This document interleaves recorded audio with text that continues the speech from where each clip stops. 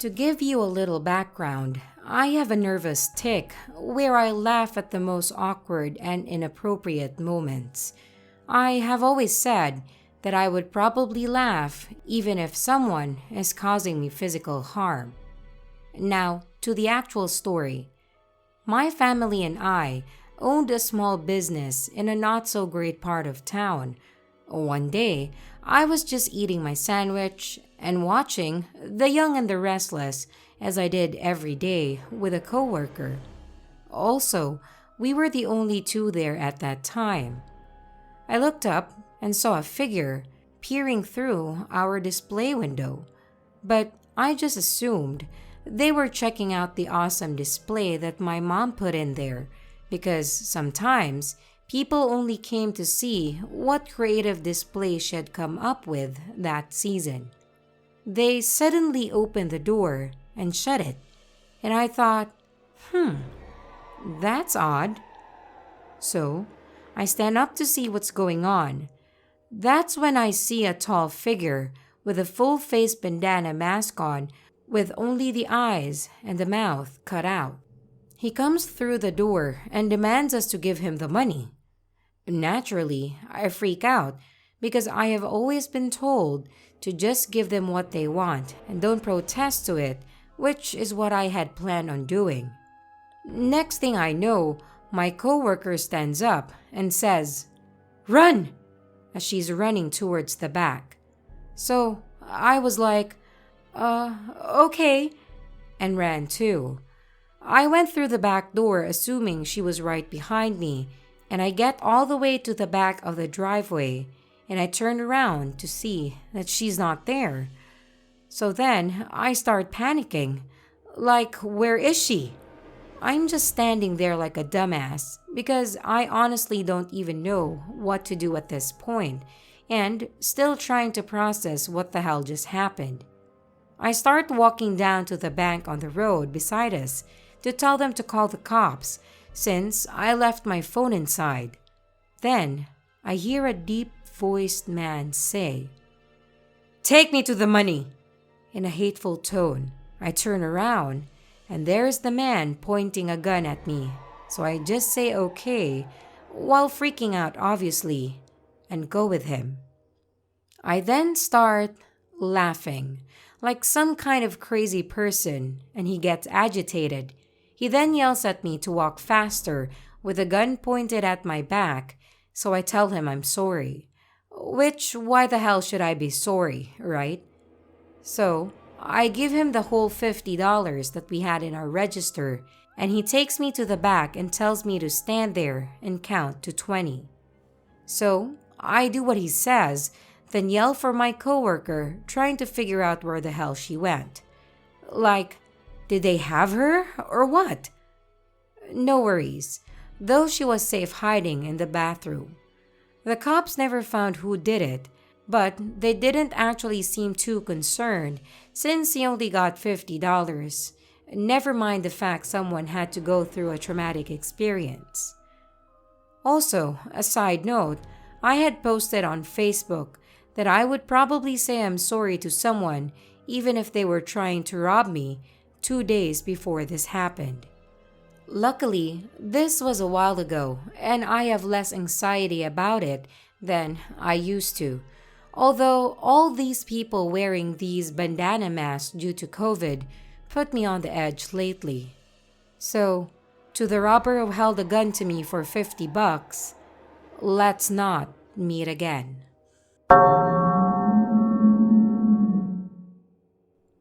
I currently go to a large university in Philadelphia, and my school isn't in the greatest part of the city.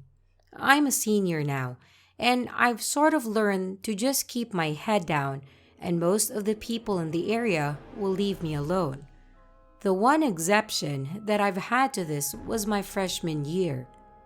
My roommate from freshman year was an absolute mad woman, stealing my stuff, threatening to physically assault me, and spreading rumors about me. I generally try to stay out of my room for the most part just to avoid any interaction with her, until I was able to get a new roommate the next semester. As a result, I spent a lot of my time at the library or at others' friends' places. A few weeks into my first semester, I think it was around early October, I was hanging out at a friend's place. He lived on the other side of the campus, probably a 15-minute walk from my dorm room. But my path from my room to his dorm never left campus. I had been warned prior to moving into my dorm room that campus was the safest place for students because the locals generally stayed off campus unless they were grabbing food from a food truck. Keeping that in mind, I really didn't mind walking back from my friend's room late at night since the path was well lit and the only people I saw were other students. Regardless, it was getting late and it was a weeknight, so I told my friend that I was going to head out. He offered to walk me home, but I declined, saying that I would be fine, which was my first mistake. The walk back was perfectly fine up until I got to the block that my dorm building was on. For context, there was another empty dorm building on the block that I lived on. It was scheduled to be torn down later that year because there were black mold everywhere inside. But at that time, it was still standing and there were obviously no lights outside of it. There was a courtyard behind the building, which I used as a shortcut, and which was my second mistake. As I entered the courtyard, I used my phone as a flashlight to kind of guide my way through this space. As I was nearing the other end of it, I heard someone call out, "Miss!" Obviously, my first thought was, "Nope," and just kept walking, pretending I didn't hear anything and picked up my pace. But the voice called again, "Wait, miss!" At this point, I was nearly out of the courtyard and there was some light coming from the windows of my dorm building, so I could kind of see what was going on without completely relying on my flashlight. I turned around to see who had been calling out to me, which was my third mistake, and I was met with a man. He looked so ordinary, except for his oddly wide smile and the fact that he was carrying a rather heavy-looking trash bag. "Hey, miss, I have something for you." Nah, I think I'm okay. I need to be getting home." "No, I think you need this. Let me show you." He opened the trash bag and reached his hand in. I didn't know what to expect, so I bolted. I ran further from the courtyard and toward the ramp that led up to my building, thinking that I could outrun him. But I was sorely mistaken. Despite the fact that there was about 10 to 15 feet between us, as soon as I turned, his hand was around my wrist. "Miss, I have something for you. I really think you need it." Feeling trapped and unsure what to do, I sighed, defeated. I hoped to God that someone would look out of their window and see what was going on, or someone else would be walking back to the building at a late hour and see us.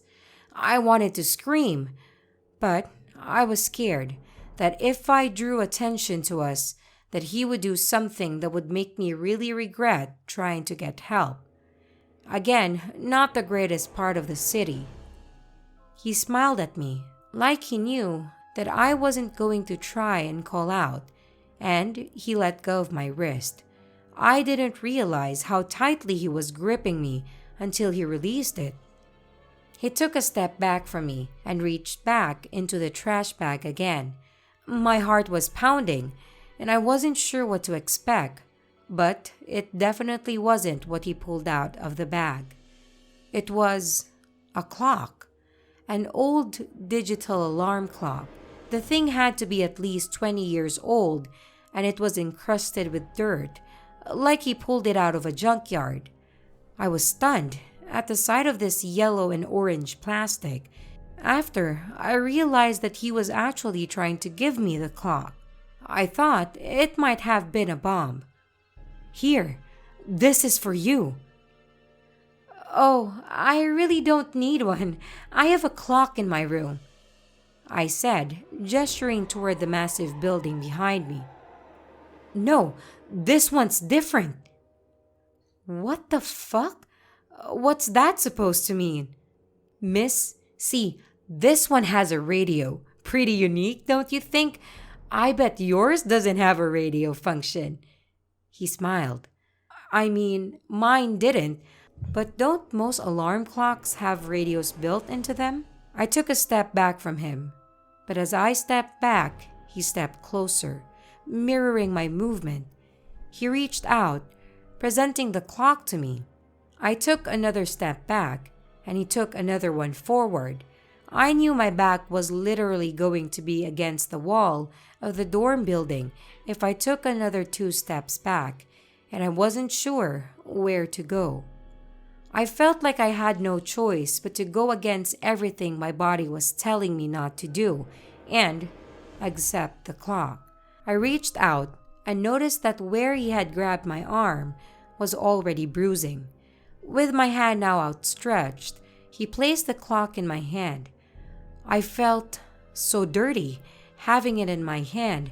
I don't know how to describe it, but I instantly felt like I just finished rolling around in the dirt. My arm felt like it was throbbing, and the clock was heavy.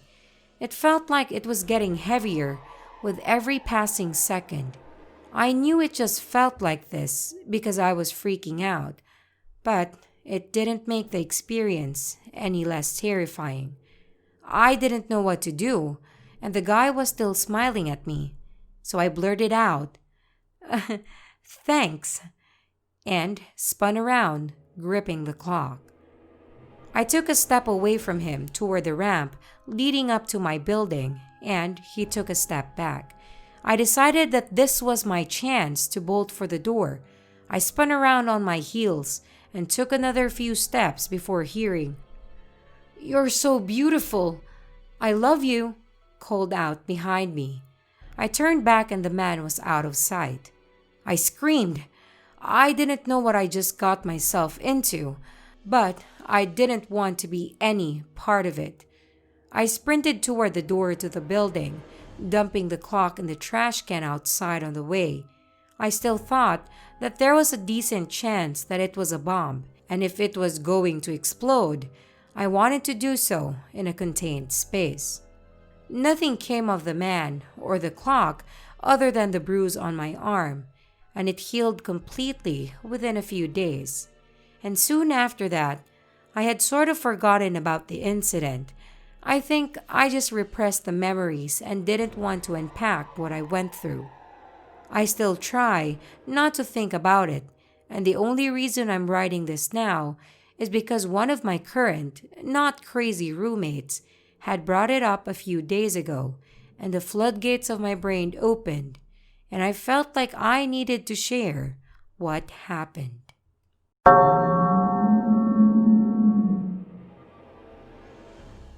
This happened to me when I was about 12 or 13 years old, so about 15 years ago, and by the way, I'm a female. The town that I lived in has developed a lot since this story, but when this happened, there were a lot of factories spread out with lots of land in between them. There was a Walmart being built in the area, but it had barely started construction, and there was a main highway that ran through there. But my mom didn't like taking it as much, as traffic would get bad most of the time. The side streets we would take were desolate and not much light. There was also little to no cars taking these streets. I can't remember where we were coming from that night, but in the car that night was my mom, my brother, who was 3 years younger than me, and of course, me. My mom is obviously driving, and I'm in the passenger seat, and my brother is sitting behind me. You see, my mom is the sweetest person ever, but is very adamant that she will never, ever stop to help somebody on the side of the road or pick somebody up, especially when her kids are in the car. She does, however, make sure she calls the police so that they can get help. It was around 9 p.m., and we were going home when my mom and I spot someone on the side of the road by the passenger side with their hood up. Nothing out of the ordinary, as my mom slows down a little since it's a little dark outside and doesn't want to harm anybody that might be fixing their car. As soon as we were close to the car, this guy steps out from around the hood of the car towards the street and is waving us down. I don't remember much of a description because I wasn't paying too much attention. Plus, I could barely see the man. But I do remember feeling bad we weren't at least going to stop to see what he needed. The man at this point is in the middle of the road, waving his hands. But as we come up on the car, we don't see anybody else in the car. So my mom swerves around him and tells my brother to find her phone in her purse that was on the floor in between the front and the back seats. I look at my mom as she looks in her rearview mirror, and her face goes white and her eyes get wide. My mom slams her foot on the accelerator. This is highly unusual for my mom, and she's really good at going the speed limit. At this point, I know something was wrong. My mom's voice goes high, and in a panicked voice is asking my brother where her phone is. I'm yelling at her, "What's going on?" All this chaos is freaking my brother out, and with him being so little, is crying and can't find the phone. My mom keeps her eyes on the road, but keeps glancing up continuously on her rearview mirror, and finally answers, He's following us." I'm not exactly sure what she was talking about, but I know that this isn't a good situation. My mom is speeding towards the highway, and thank goodness there is no traffic. I look in the back window and see somebody passing cars trying to keep up with my mom. I ask her where she's going, and she told me she's heading to the police station. As we are getting close, my mom tells me to jump out of the car as soon as she stops the car and grab my brother from the back seat while she runs around the car to meet us. My mom stops right in front of the police station and doesn't even wait for the car to fully come to a stop before she puts the car in park. I open my car door as fast as I can, who has quickly opened his door. I take off in a full sprint with my brother in one hand and my mother on the other hand. Once we finally talk to a police officer is when I finally understand the full extent of what happened. My mom told the police officer that once we had passed the guy with the broke down car, he quickly ran to the hood of his car and slammed it. He then got into his car and sped after us. That was when my mom knew this guy had horrible intentions for us. She said he kept trying to speed up to get on the side of us, but she was able to speed up to avoid that. Once my mom turned toward the police station, she said the guy had stopped following her, but still wanted to get to the police station. Instead, he changed his mind. She gave the best description of the guy in his car, but because everything happened so fast, she didn't get a license plate number. I'm pretty sure the police never found him. I'm also not sure what the guy had planned for us if we had actually stopped to help. But I know it was nothing good. So, to the guy that faked his car being broke down on an empty street, let's not ever meet again.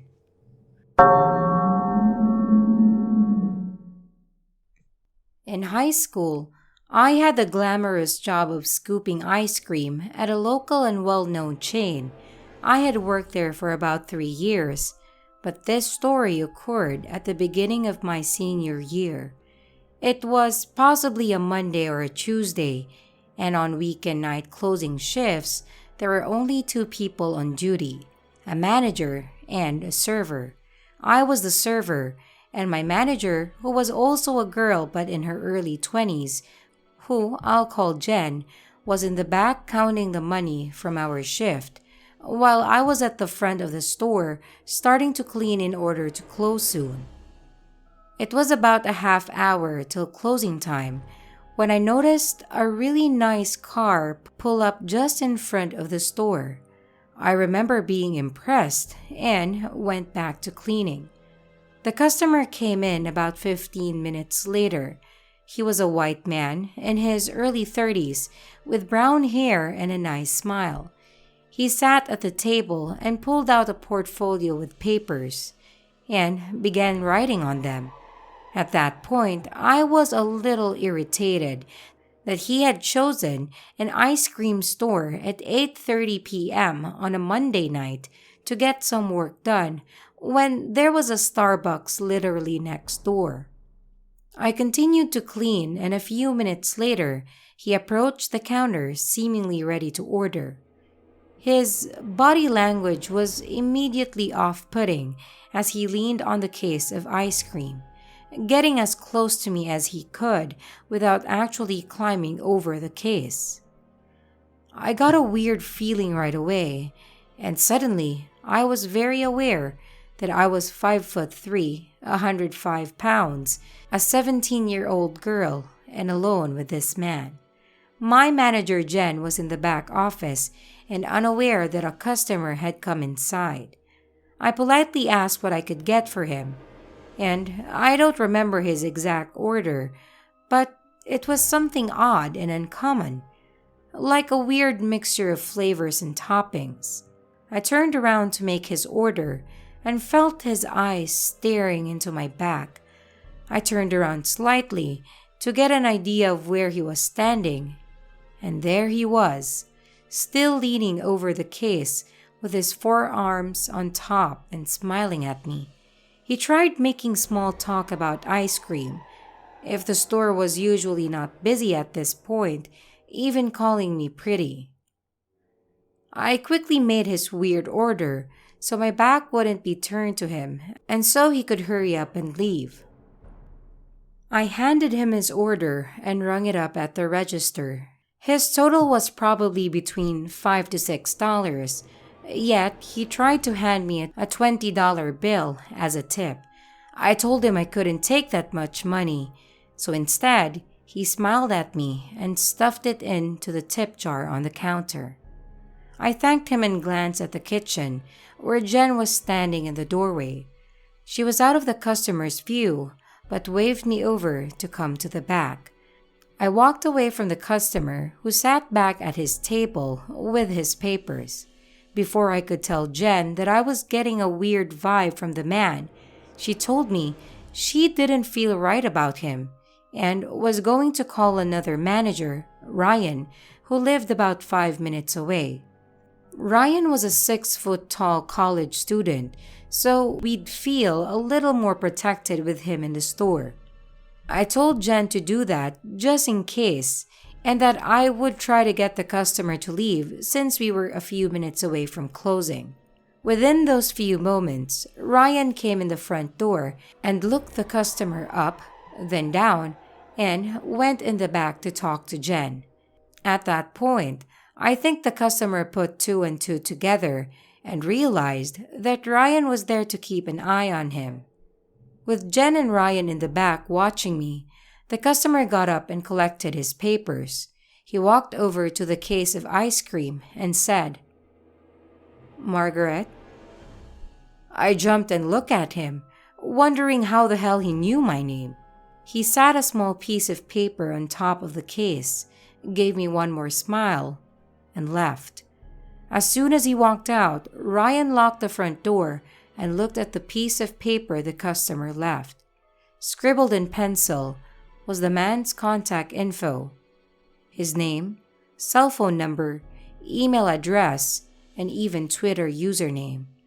We ended up calling the police, who took our stories, but they said the man didn't do anything illegal, but if he ever came back, to call them again in case he tried something. The entire encounter was so bizarre, from his super fancy car, working on papers in an ice cream store late on a weeknight, The way he stared at me, his strange order, tipping me $20. But the most unsettling part is how he knew my name. I've had friends who have heard this story tell me that I must have had my name tag on. But in fact, I regularly got in trouble for not wearing my name tag, and that night was no exception. And even if I was wearing my name tag, it had my nickname on it, and not my full name, which somehow he knew. Not to mention the fact that I'd never seen him before in my life, so he wouldn't have known me another way. My manager speculated that maybe he was a weird sugar daddy, or possibly even a sex trafficker trying to scope me out. Ultimately, the entire situation felt very off, and I never felt my instincts kick in like that, and haven't since. I kept myself on high alert until I moved away to college. I'm 24 years old now, and haven't seen him since. But every now and then, I think about that man and wonder what his true intentions were. So, creepy ice cream shop customer, let's never meet again. Hi everybody, it's your creepy sister here. Thank you so much for listening and watching the video. I really do hope that you enjoyed it. Anyway, if you want to send a story for me to read, or if you want to follow me on social media, my email and all the other links to my account are in the description of the video. And don't forget to like, comment, and subscribe if you haven't yet to the channel. Once again, thanks for listening.